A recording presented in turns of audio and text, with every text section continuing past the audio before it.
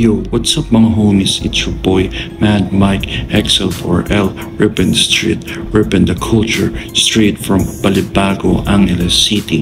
Kung napanood nyo yung last vlog, dinaanan natin kung paano nagsimula yung Crip community dito sa Pampanga mula 13th Street Gangster Crips. Pero ngayon, mas malalim tayo. Paano nga ba nagbago at nag-rebrand into Rolling 40s Neighborhood Crips? So ganito yan mga homies, habang nagdi-deep dive ako sa history at culture ng Crip community dito, dumating sa point na nakilala ko si Shake o mas kilalang bilang Big Shake. At dito, naging interesting, si Big Shake ay legit Rolling 40s straight from Vernon Avenue sa US. Kung iisipin mo, grabe yung connection na yon mula LA streets, diretso Pampanga.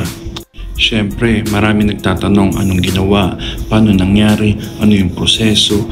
Pero one thing I'll say, history ito kung sakali. Yung mga ibang detalye hindi ko na muna ididiin kasi may mga bagay na mas maganda i-keep low-key for now.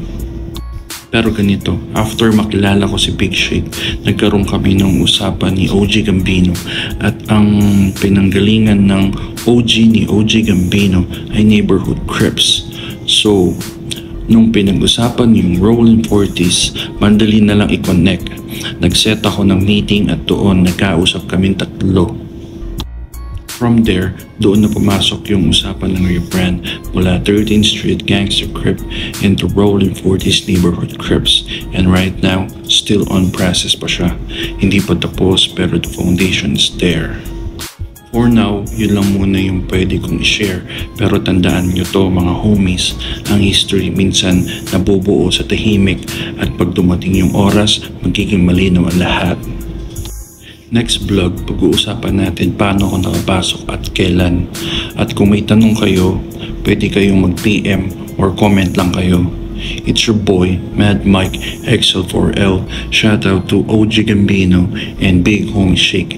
Stay tuned. Like, comment, and subscribe para updated kayo sa mga next episode. Respect.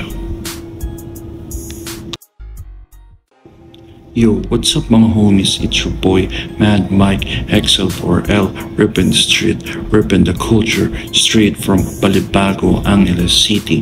Kung napanood nyo yung last vlog, dinaanan natin kung paano nagsimula yung Crip community dito sa Pampanga mula 13th Street Gangster Crips. Pero ngayon, mas malalim tayo. Paano nga ba nagbago at nag-rebrand into Rolling 40s Neighborhood Crips? So ganito yan mga homies, habang nagdi-deep dive ako sa history at culture ng Crip community dito, dumating sa point na nakilala ko si Shake o mas kilalang bilang Big Shake. At dito, naging interesting, si Big Shake ay legit Rolling 40s straight from Vernon Avenue sa US.